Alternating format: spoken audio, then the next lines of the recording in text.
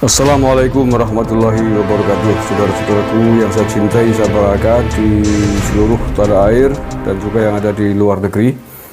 Bertemu lagi dengan saya Agus Mar dari lereng Gunung Slamet di Banyumas, Jawa Tengah. Hari ini hari Sabtu 17 Februari 2024 atau hari keempat setelah pemungutan suara. Akan saya sampaikan update terkini perolehan suara Capres dan Cawapres. Apakah Pak Prabowo masih unggul ningkring di atas, dan apakah Satset masih ndekem di bawah? Oke, saya updatekan dari situsnya KPU terkini. Yes, kalau saya update terkini, nggak mungkin yang nggak terkini. Santai wae bro. Oke, ini updatean KPU hari ini jam 12.00 waktu Indonesia Barat. Sampai detik ini suara yang masuk sudah sebesar 64,80%. Kita bulatkan aja 65% lah ya. Angel-angel sih kalau ngomong dewek iki lah.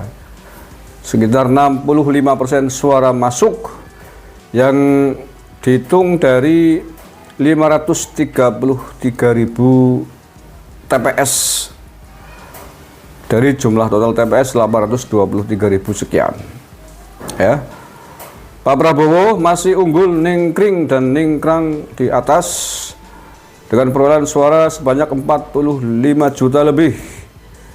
Persentasenya 57,5%. Masih tetap ningkring jauh burung Garuda di atas.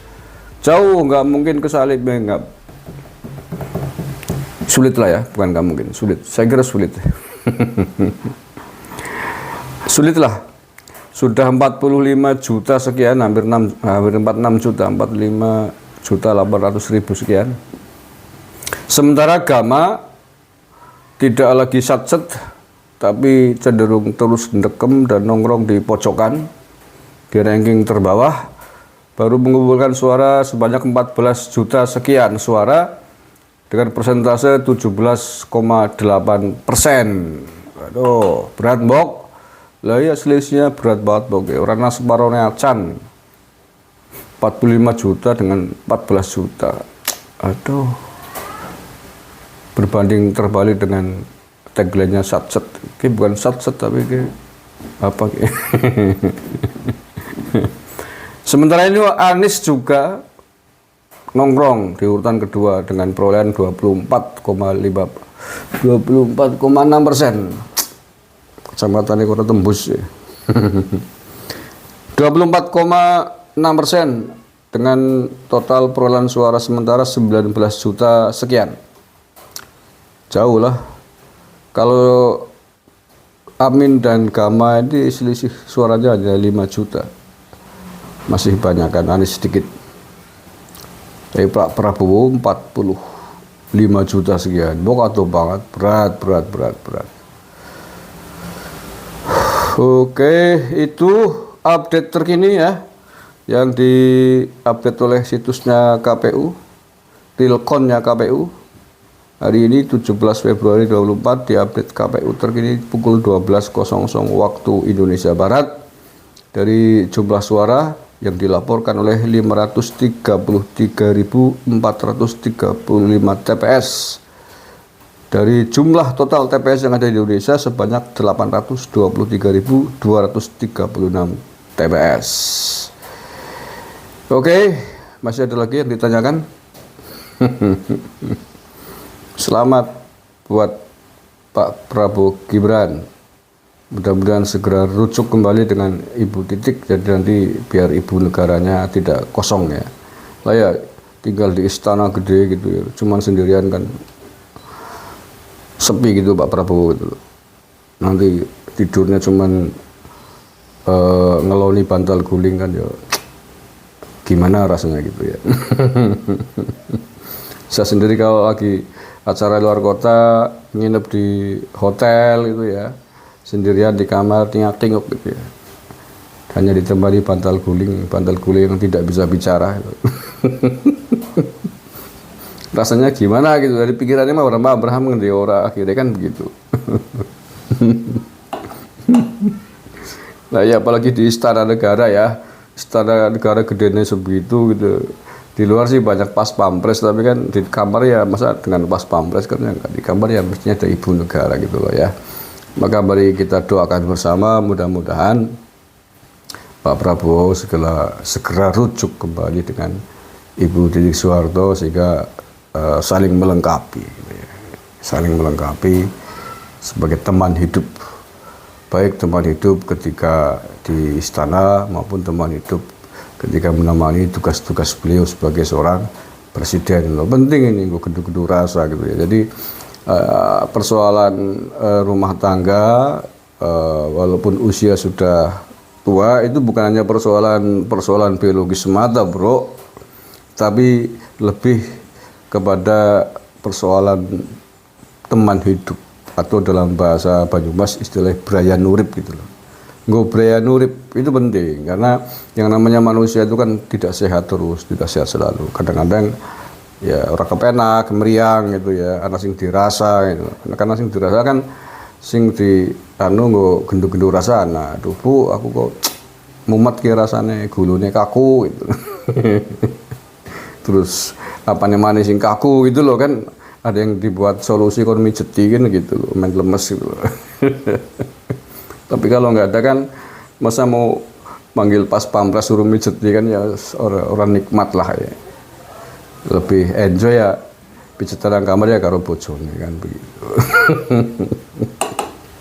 Begitu bro, setuju Bok? Ya kalau setuju kita doakan mudah-mudahan Pak Prabowo segera rujuk kembali lah dengan Ibu Titik Soeharto. Yang lalu biarlah berlalu, yang baru ya, biarlah berlaku gitu kan. Untuk teman hidup Pak Prabowo, baik teman keluarga, teman sebagai ibu negara, teman tidur, teman gendu-gendu rasa, dan lain sebagainya.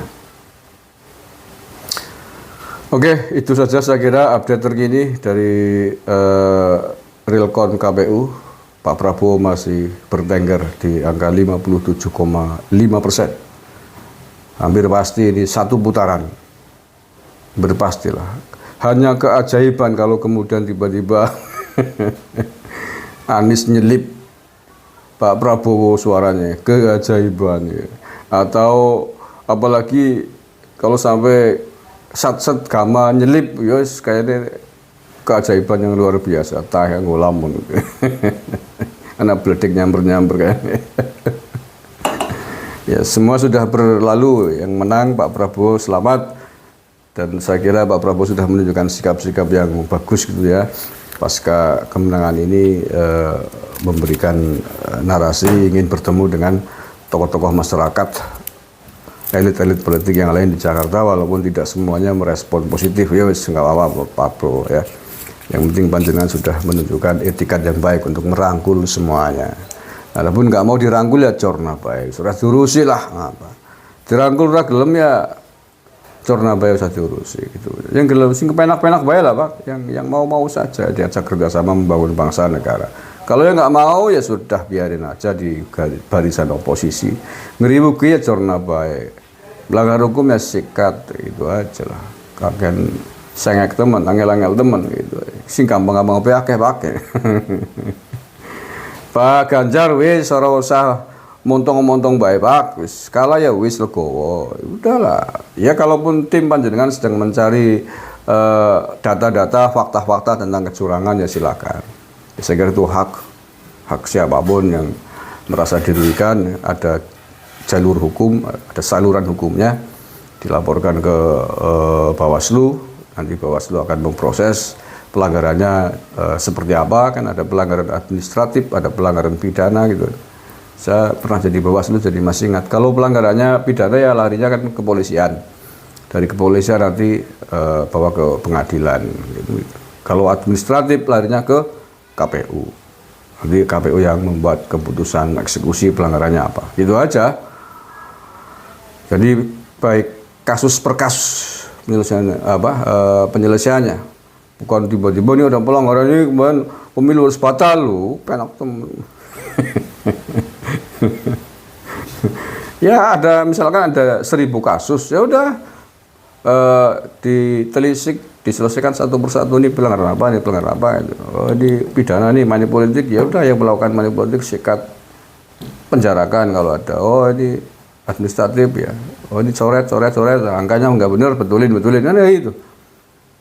Bukan tiba-tiba semuanya karena banyak pelanggaran nih, ribuan pelanggaran, KPU harus mundur, pemilu harus diulang, pemilu di capres dibatalkan, yang menang hari ini. Udah buru nyebluk cari gampang apa ngulang pemilu. Pemilu subsan BPK sing beda klenger kok petugas KPPS yang melasi nyong delengna do melas sudah. Bocah wingi sore di KPPS tamatan SMA kon nyebut gawe ngitung suara belah HP-an bae jan ngebih banget. Pemaning diulang ya bisa stres mati ngadeg kayaknya. Oke ya, itu aja update-nya, nanti saya sampaikan update berikutnya perolehan realcon capres-cawapres nanti malam ya, saya update kembali.